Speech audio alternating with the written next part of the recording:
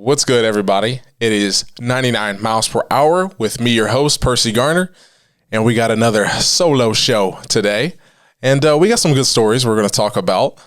Obviously, baseball, and we're talking about the new rivalry between Amir Garrett and Javi Lopez. I mean, no, that's an old player that played with the Braves in the 90s. Javi Baez, who hit a home run off me in the minor leagues years ago, but we ain't got to talk about that. Also, an Olympic band on the Soul Cap, they're calling it. And it was basically a cap for swimmers to help them hold their hair in. We'll get into that. While we're on the Olympic topic, we're going to be talking about Hunter, the hometown hero for Dover, and him bringing home a gold medal. And two more big stories dealing with Elon Musk and YouTube. So got an exciting show. Without further ado, let's get to it.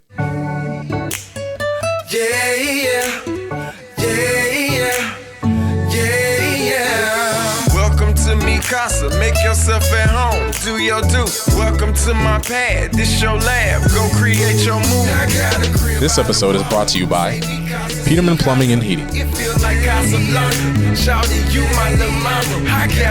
So, if you don't know, these are, two players.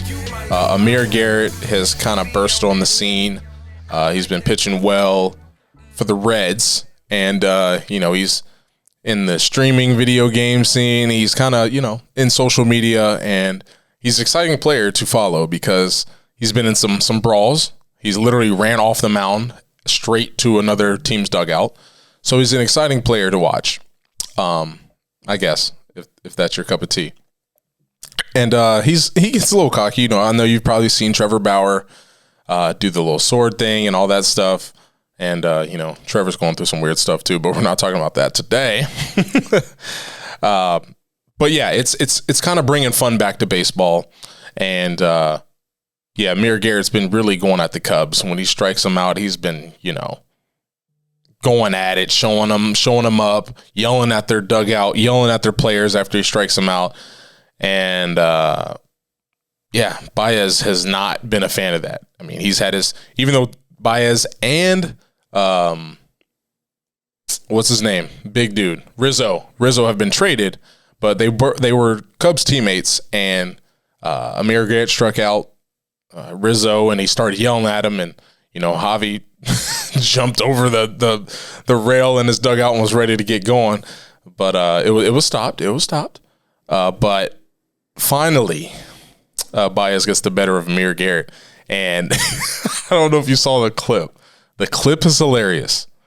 So the infield, I think they brought in 5 infielders, and there was like 2 outfielders. I don't know the math. I think that is. I played baseball for a living, but sometimes we don't think. But no, they brought in an extra infielder, so the outfield was pretty much open. So the first pitch, Javi's just looking for anything up to just knock it out there, and the chances are he's going to get a hit. So as soon as he hits it, he just starts doing this gesture with his bat, throws it at Amir Garrett, and just yelling at him. And it's, you're like, okay, is this the MLB or is this WWE wrestling? But it's bringing that aspect to it. And it was kind of fun to watch, but, it was a walk-off hit, so you pretty much can do anything and not get in trouble. So Javi took advantage. He obviously rips off his shirt too. That's a new thing, I guess, people are doing just to show that they're not cheating after the Astros. But for me, it's exciting. I know, one of the most exciting players right now in the league is Javi Baez. He's known for his no-look tags when they throw down to second, which is pretty good. And, the simple fact that he hit a home run off me and he almost landed the ball in the cup of one of my friends in the stands, which pretty impressive. I had him struck out, Josh. No. Then I tried to get cute, and he made me pay for it. But, we're not talking about the home runs I gave up because it was in the minor leagues, guys. It was the minor leagues, so. but no, this rivalry for me is kind of fun to watch, and now it's a reason to watch the Reds and the Cubs. Or now Javi Baez is a Met now, so it's like, okay, when the Reds play the Mets, let's see this thing. So it's kind of good for baseball. I mean, no one's taking steroids. They're cracking down on the sticky fingers. Sticky fingers, not stinky fingers. But they're cracking down on that. I mean, have you heard anything about this? Is this like you know, I don't get to watch Sports Center like I used to, but you know, for me, you know, I was all on social media. They're showing this, but I don't know. Did you see this at all? No, not until you had sent it to me. And okay. I'm sitting here. I'm just watching the clip on loop. It's. I mean, as soon as he swings the bat, he just starts screaming at the guy. Yeah, Amir Garrett actually played D1 basketball and maybe had a chance to go play in the NBA. He's like super tall. He's like 6'7". He looks like an athlete. Yeah. I mean, yeah. Not that you don't, but. Thanks, Josh. Yeah. Just want to put that in there. Yeah. Oh, Coach If was calling me out by the other at the Rotary. Oh yeah. Yeah, I was like, hey, you got any people that want to watch extra film? Maybe learn something. He goes, Persh, you didn't watch film. I go, wow, I feel attacked. Anyway, but yeah, he spoke to the Rotary and he was talking about. So I'm excited for the season. But yeah, baseball. I think it's something that baseball needs. I don't know if you're aware of. I would say the most exciting player is the shortstop for the Padres, Fernando Tatis Jr. That is. I grew up playing with his father on video games, so that's pretty cool. But baseball is kind of under this transition where some people are trying to stop the fun, and some people are trying to, make baseball entertaining because it's kind of the ratings dwindling. Well, they can take a lesson from the NFL when they tried to, stomp out all the touchdown celebrations. I think it lasted a year. Yeah. 2. Yeah. And they're back. I love those, by the way. I think it's the funniest thing when the defense intercepts it and they all run down to that camera and pose. They're like jumping on top of Oh yeah. Another way to get injured, but yeah. But no, I just thought that was an interesting story and like kind of knowing a little bit about Amir Garrett and his background and playing against Javi Baez. It's just fun to see, those guys competing at that level and not a lot of that stuff happened when I was playing. But the game it's getting super competitive, and even though the Dodgers have an all-star team, because they don't know if Bauer's coming back, and they just got Trey Turner and Max Scherzer, so it's gonna be some playoffs that I'm gonna be into this year, because it's not like the NBA where it's almost like you assume LeBron's team. And some other stacked team is going to make it. Baseball is obviously a little bit more interesting in that fashion. But so what I got out of that story is that you aren't worthy of a shirt takeoff by Javier Baez, right? No, is that what we're saying? No, I'm not worthy. He kept it on for you. Yeah, Dang. At the time he was playing for the Daytona Cubs. Okay. Which is their home field is Jackie Robinson Field now. So that was he played his first game on that field long time ago. But yeah, it's just I'm trying to, help. I love baseball and I want people to, I'm trying to spread hey, baseball's fun, guys, watch it, That was my purpose, and I'm trying to have some type of cool, like funny, to drown out all the ones that aren't so fun.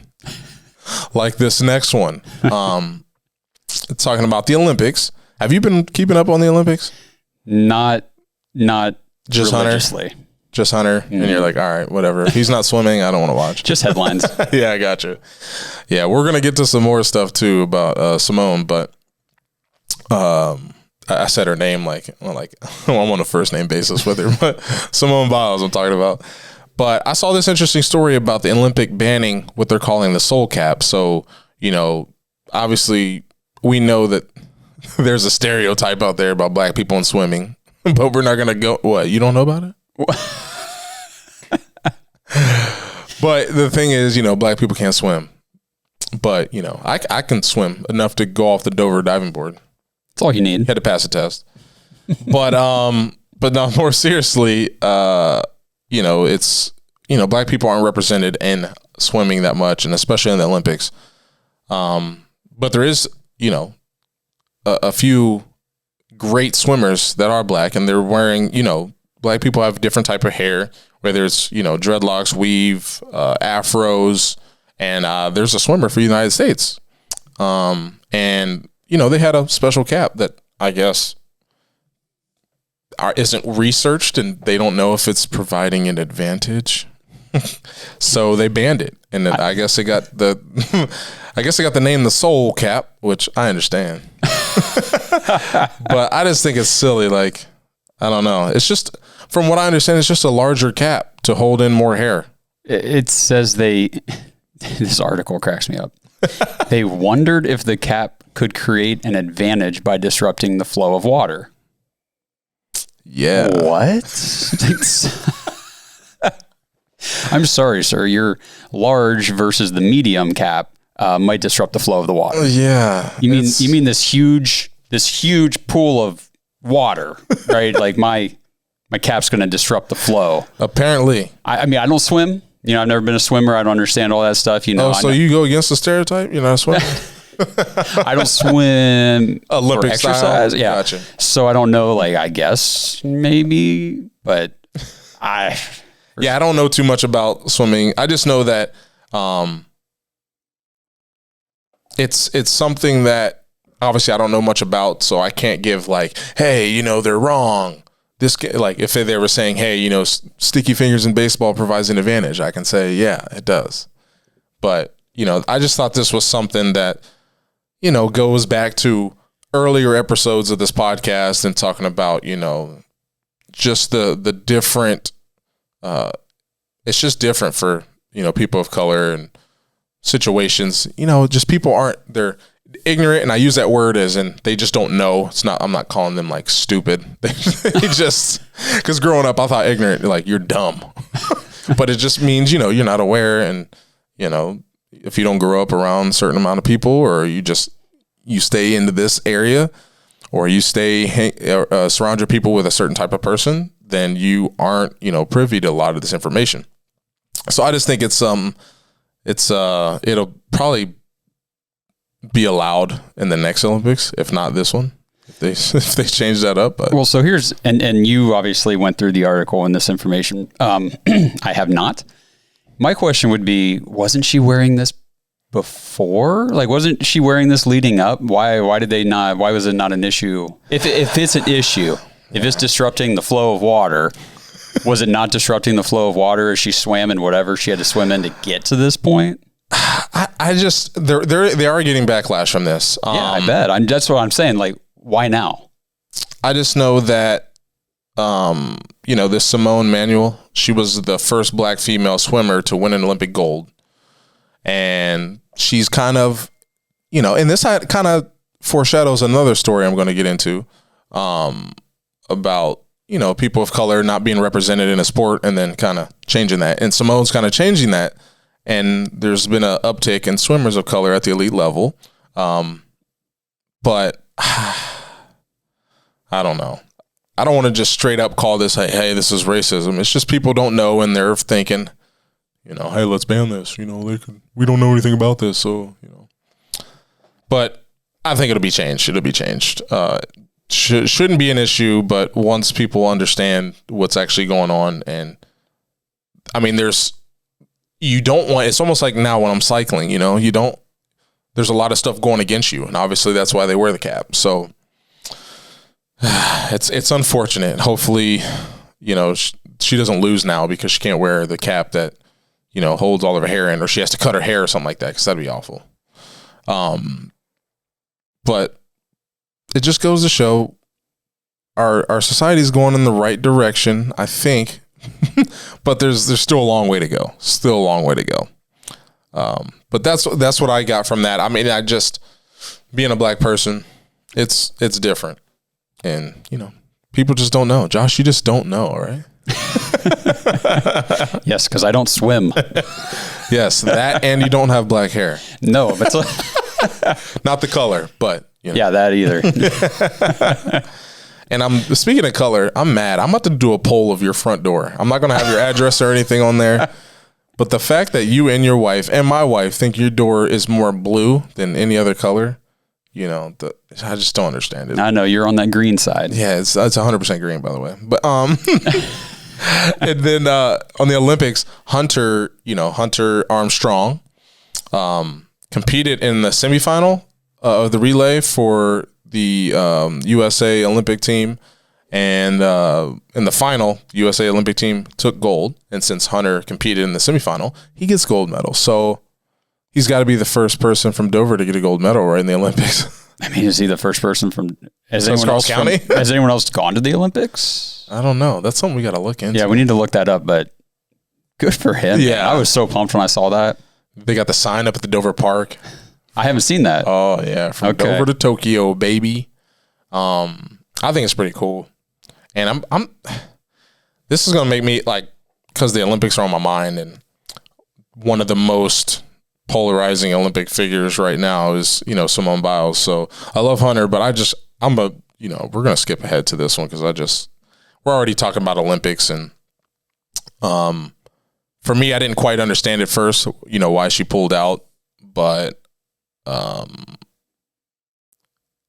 now I'm like, and we've talked about this on the show, about my experience, about one of the guests, Mitch's experience. We talked about Ben Simmons and Markelle Fultz, and, you know, obviously golf and baseball and basketball aren't the only sports that go through this, and gymnastics would be scary. So I'm reading this article and I'm like, okay, you know, it's going to talk about why she backed out.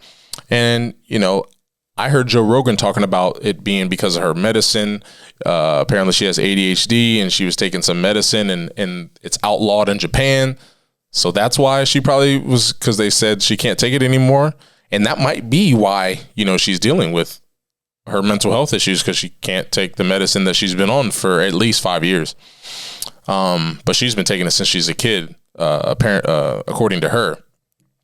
But there's something called the Twisties in gymnastics. So we call it yips in golfing and baseball, but in gymnastics they call it the Twisties. And we all know gymnastics is a dangerous sport. And the article, there's talking about a woman, her name is Jacoby. She had a similar issue. So she knew right away, because I didn't watch Simone Biles perform, but Jacoby knew right away from seeing the look on her face and how she kind of, you know, pulled up short instead of, I guess, doing the full flip, or she kind of didn't allow herself to do it. And the Twisties is where you kind of get lost in space and you forget where you're at in the air, which Jacoby, she paid the price for not dropping out of the Olympics. She kind of tried to, you know, get through it. It's the Olympics, you know, people want to perform. And, you know, she ended up breaking her neck and being, you know, she's paralyzed now. So she said, I commend Simone Biles for doing that. It's a smart decision.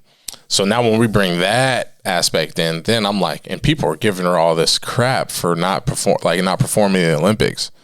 And it's another thing. It goes back, you know, athletes are human, man. They might be the best in the world at what they do, but they're still human. They still have anxiety. They still have feelings. They still, you know, it's unfortunate, but hopefully now that people see, okay, what's going on and what could possibly happen if she's not mentally there, she could fall on her neck. It's a possibility. So I think we should lay off Simone Biles, and she's competing, I guess, today. Well, today from when we record this show.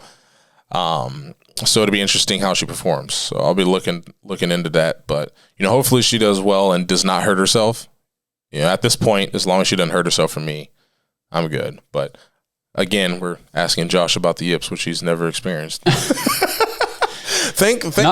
on a professional level. Yeah, true. I told you before, I mean, little league, I could slump, you know, for sure. But yeah, but I want to make sure there's a distinction between slump and like, like the complete. Yeah, mentally, you're like, it's almost like, you know, Space Jam and the NBA, the first Space Jam, that is, when their powers get taken away when they touch the basketball and they can't dribble or do anything.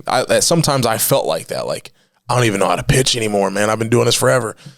And, you know, gymnastics, that would be really scary. So, but, you know, it's something that I think we should be more, you know, we should empathize better as human beings with people like this. I mean, well, don't let me get on a soapbox. But I'm just like, come on, people. You know, she's a young woman who's struggling. Like, why jump on her? I don't get it. I mean, I do get it, but I think I think the mental health awareness campaign is really just kind of getting going here recently. It's not like we've had 10, 15 years of, the awareness really being put out there. So we're kind of still in the beginning stages of that. And I think we're making progress. Yeah. It's just going to take people some time. I mean, and there's a lot of people, that grew up generations past where it was rub some dirt on it, suck it up, get back out there. So, I mean, that's all fine and dandy, but there are mental health situations where that's just not, that you can't do that. You just can't suck it up and get out there. So you're saying, once all the old people pass on, we'll empathize more. I think I'm saying keep them alive. Yeah. No, if we can. Just expose them to it a little bit more. I mean, stuff like this now, this might be the first time this has really happened on this kind of a stage.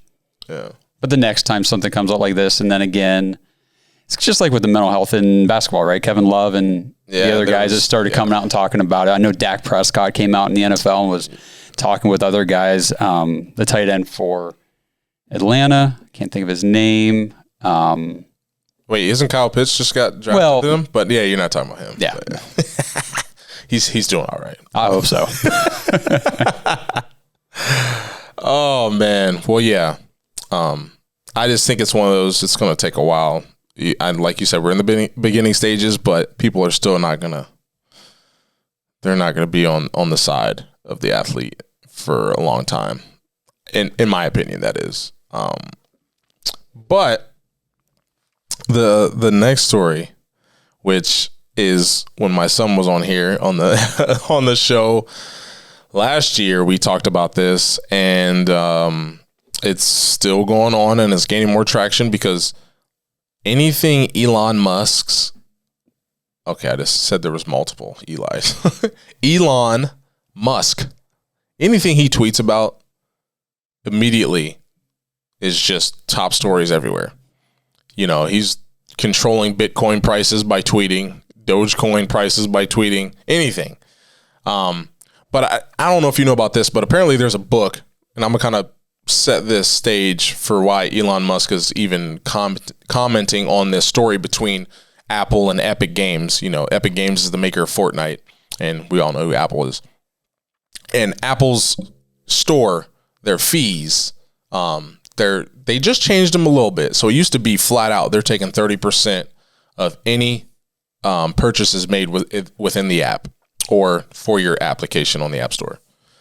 And that's kind of steep, but Apple made the platform and blah, blah, blah. They got their arguments too. Safety reasons, security. And they don't allow you to kind of say, hey, direct you to my site and pay me directly. They don't allow that. So Epic, even though Epic made $5 billion last year, they feel slighted that Apple's taking 30% of their money. So, but to set the stage for Elon Musk and Apple, so this is kind of funny, but so apparently Tesla wasn't doing too well before the Model 3 came out. So I don't know if that was 3 or 4 years ago. And apparently Apple, there was going to be discussions about Apple buying Tesla, which would have been pretty cool. But I think Apple's coming out with their own car eventually, so that should be fun. But there's a book out saying that, they talked and Elon Musk said, this will only happen if I'm CEO of Apple. And Tim Cook said, F you. Now, Elon Musk said, no, that's not what happened. We never talked about this. We never even wrote about this. This is not a thing. I would have loved to have done that, but that I reached out and Tim never, and then he also tried to throw a little salt in the wound. And he said, yeah, I think Tesla's it was worth 6% of what it's worth now back then. So I guess he was throwing a little jab like, oh, you guys messed up. But yeah, so basically he's saying Apple's App Store fee is a de facto global tax on the internet. So basically saying, hey, obviously we know how many people in the US have iPhones, and they basically call this an essential platform. Like, people have to have it because Apple doesn't allow app stores on their phone at all. But Elon tweeted and everyone's like, oh, shoot, and bringing it back up. So the trial's still going on, or the case or whatever between Apple and Epic. So it's pretty interesting. I know Fortnite is no longer on iOS devices because of this. It's crazy. But in Apple's defense, they did kind of change. I think for smaller developers, they only take 15% now. So I think once you hit a certain threshold of revenue, they're like, all right, we need that 30% back.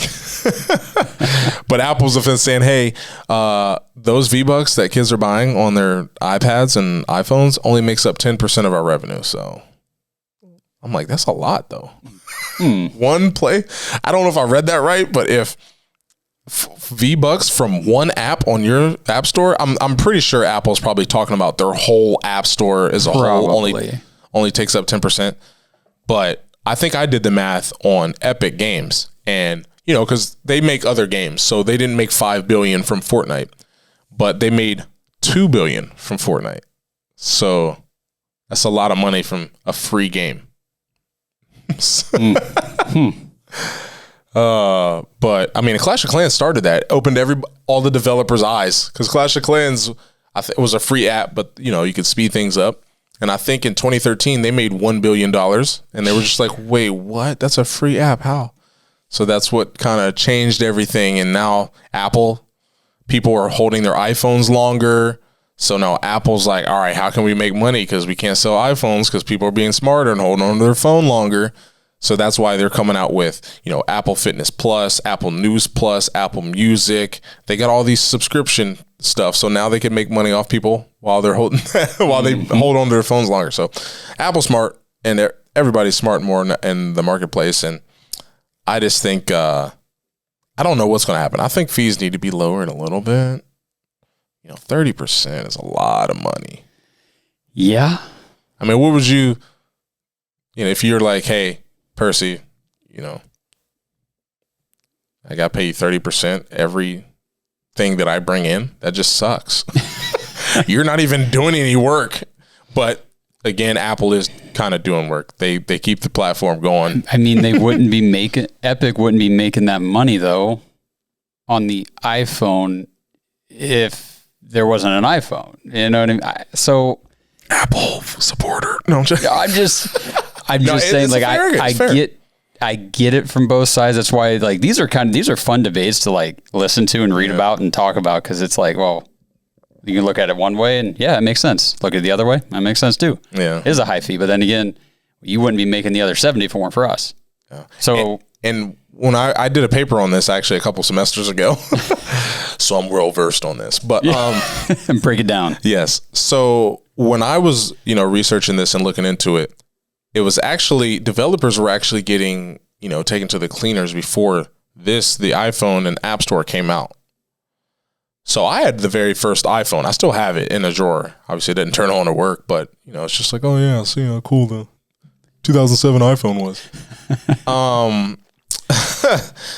But I guess developers, I think they were only making 30% of, they were getting, they had to pay 70% of their revenues.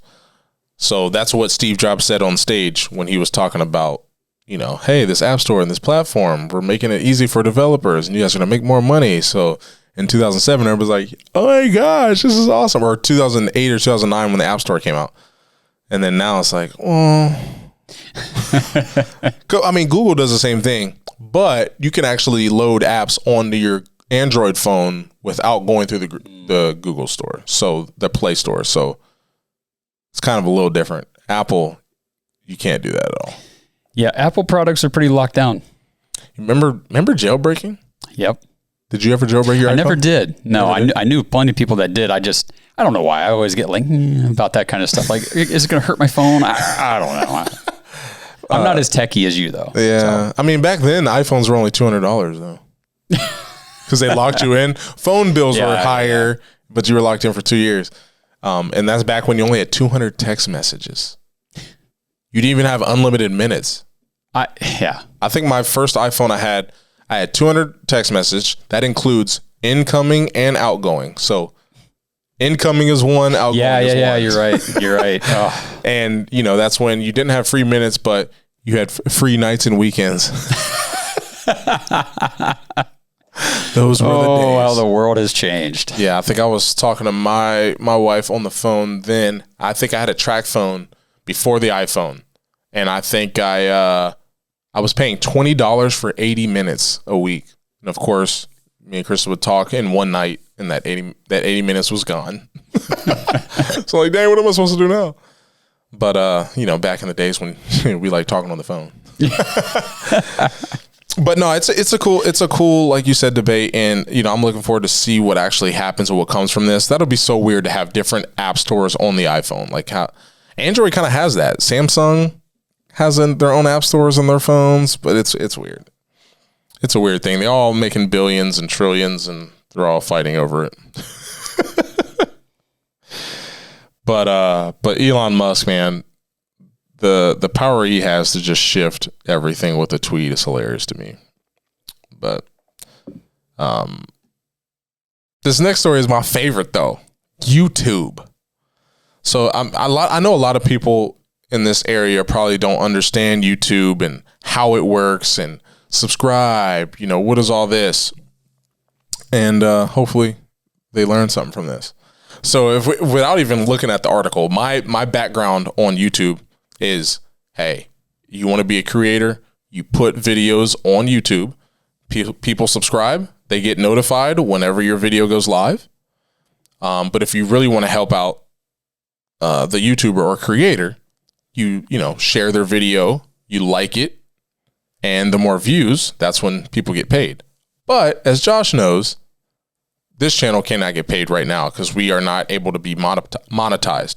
But the Dogs podcast, once you have over 1,000 subscribers, and then now that's when the views and all that matters, and you can start to, get paid. The way you get paid, though, is through advertisements. So I don't deal with ads because I have a YouTube Premium subscription because I love YouTube. I get entertainment. I get, schooling off of there. And I learn, home improvement around the house, all from YouTube. I love it. But the way you get paid is through ads. So there's, platform, we all know Google, they are up there in ads. But this is kind of scary when you think about this. If YouTube was its own entity, it would be the fourth largest, advertiser in the world. Just YouTube. And okay, right now, obviously, people still pay for commercials, Super Bowl, all that stuff. And whoever gets lucky enough to have the Super Bowl on their channel, they make tons of money for all those ads. But it's estimated in 2023 that YouTube ads and video ads on Instagram, Facebook, all those video ads on social media apps are going to overtake, the traditional advertisements you see. So I think right now, let me look at this chart because it's crazy. I think right now, 80% of people on social media have YouTube. It's the largest social media app. I don't know if some people even look at it as a social media app, but it is. So, and it's pretty crazy. But I think right now it's catching up. It's pretty close to TV right now. But, obviously TV is dropping. I think it's at like 74 million subscribers right now that have cable. I don't have cable. Do you have cable? No. Okay. Been years. Yeah. I mean, I tried PlayStation View. I didn't have Sling. That's the only one I didn't try. We did PlayStation View, Hulu Live TV. Oh, I haven't tried that. We have YouTube Live. True. That's for YouTube TV. That's what we use. I wanted to keep that, but they kept adding all these channels, and you couldn't say, hey, I don't want that. I want to keep the same price. It's just the way, yeah, and it's the way you can just subscribe to all these different services, it's and you amazing. can do it on a monthly thing. So I don't have to subscribe to Netflix. I can just wait and say, hey, there's a new show that just dropped on Netflix. I'll subscribe for a month, binge it, see what else is on there for the next 28 days, and then cancel it. That's what we're doing right now for Peacock. We're watching Yellowstone. Oh, yeah. There you go. There you go. But it's crazy, man. What YouTube has done. I think YouTube blew up during the Super Bowl when Justin Timberlake revealed Janet Jackson. But YouTube didn't start out as a video platform. I'm not going to go into the history, but just know that YouTube is, I think now that it's very competitive on YouTube. I make videos just because I enjoy it. I'm not doing this to, obviously I would love to make money doing this and this be like my job. I get up at 6 a.m. Hey, let's do a news video every morning, Josh, and go live. That would be great, right? That would be awesome. Maybe that's a plan. But they're the top YouTubers. You ready for this amount of money that the top YouTubers make? No. Drop it. You're gonna make me sick. $30 to $50 million a year. Wow. And a lot of them are kids. I'm not even lying. There's 5-year-old brothers who have like 70 million subscribers. And they have a video that has 170 million views. What's the video of? Opening toys. Okay. I think. Yeah, so, good for them.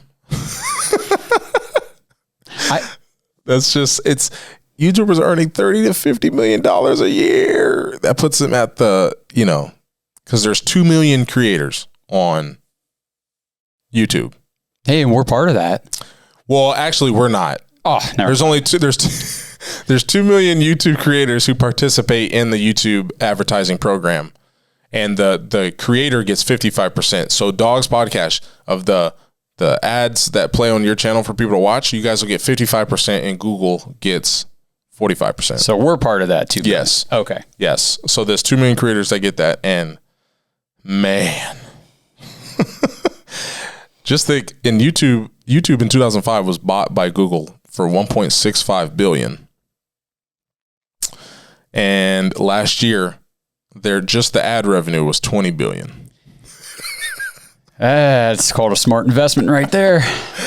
Yes. But yeah, if you guys, want to comment down in the comments about, your YouTube knowledge, or, hey, I've made some money on YouTube, just go ahead, because I like talking about YouTube and learning more stuff. And, now there's strategy, social media strategy and all this. Again, I'm making videos that I think are fun to make. And if it works out in the end, great. But there are people like my son who says he wants to be a YouTuber. They don't realize that it's still a job. You're not just like, yeah, I know the videos you watch make it seem like that, but that's not how it is. I think this is a good time first to remind everybody who's watching this right now, if they haven't clicked that subscribe button, just click it. And that's one thing that I'm not sure. Didn't you say YouTube might be changing that? Because I think the word subscribe, triggers the thought of like there's a financial obligation in a person's mind. So click subscribe. It's free. It's not like, just. And that's how this show gets up to, you got to hit 1,000. Yes. You got to have 1,000 people that have subscribed to be monetized. Yes. Yes. And then there's videos that still can get demonetized based on your content. So, keep it clean, people. But yeah, and I should mention that at the beginning in my show, and I never do. But yes, subscribe, give it a thumbs up if you're enjoying it. And we're seeing some uptick in views. I was posting to Facebook for a while, but now, we're just YouTubing it now. But YouTube to me is interesting. I hope everybody enjoys it as much as I do. And I've seen some channels grow. Like one of the biggest tech YouTubers. I've seen him from his first video to now, where he's interviewing, Google CEOs and stuff like that. So one day, Cleveland Guardians. Do we have to? Yes, because this is interesting, and we'll probably end with this one because unfortunately, this is an interesting story. This is interesting. So, the Cleveland Guardians. Everyone's like, "Oh, this name sucks." Yeah, blah blah blah. There may be some issues here. Because apparently there's already a Cleveland Guardians team, and it's a roller derby team. So you would think that the Indians would have researched this a little bit. Yeah, a quick Google search. I don't know about the people in the Indians organization. I've got Google on my phone. Yeah. It's on my laptop. I will say they're good people. They're good people.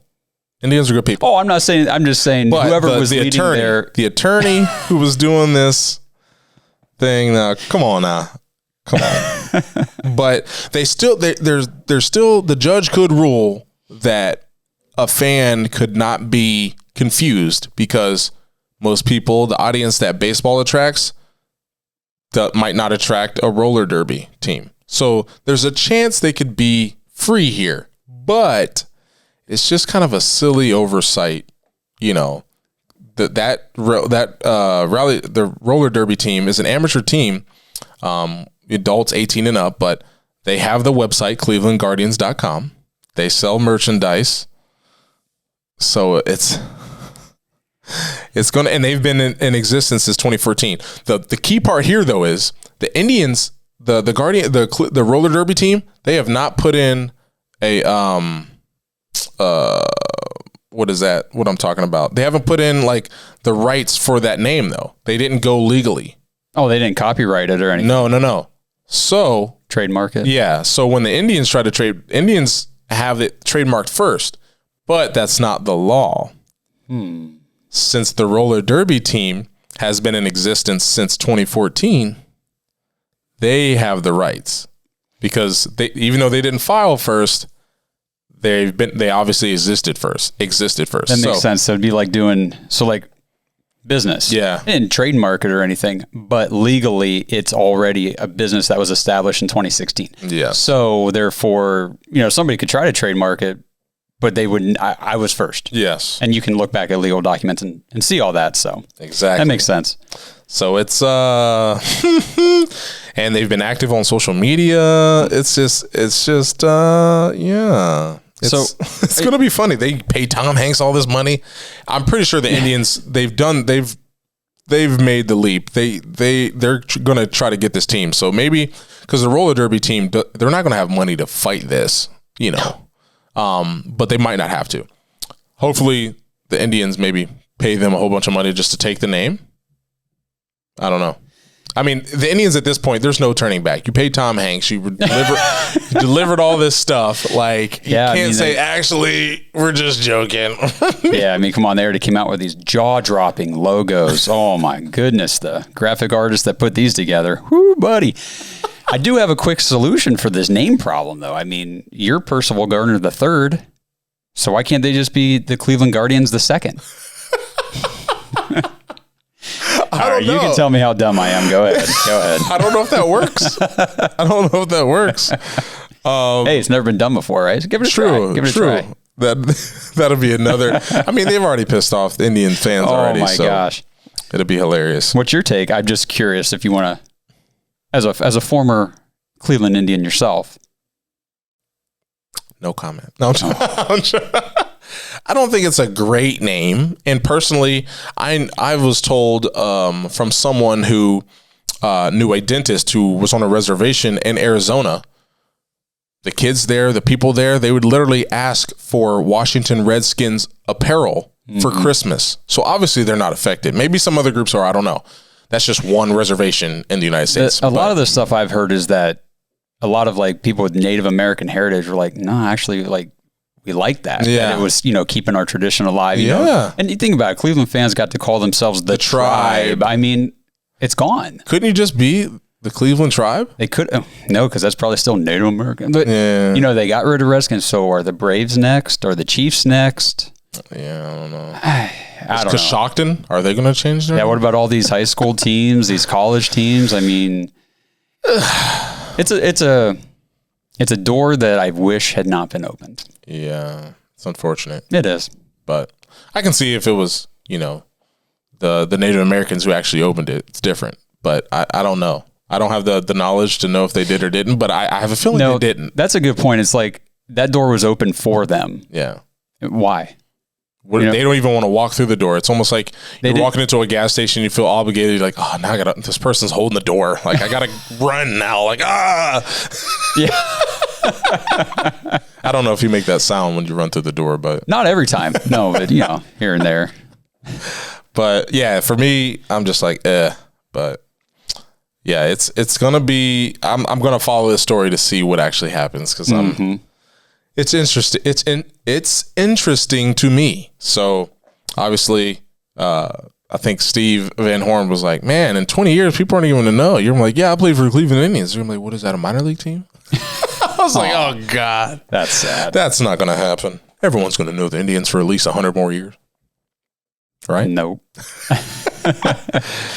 Well, yeah, so I think that's going to conclude the show. I wish I would have started this show talking about subscribing and all that, but we appreciate you guys. Yes, I said it. We appreciate you coming through, watching the show. I need some engagement though. So if leave some opinions about any of these stories down in the comments.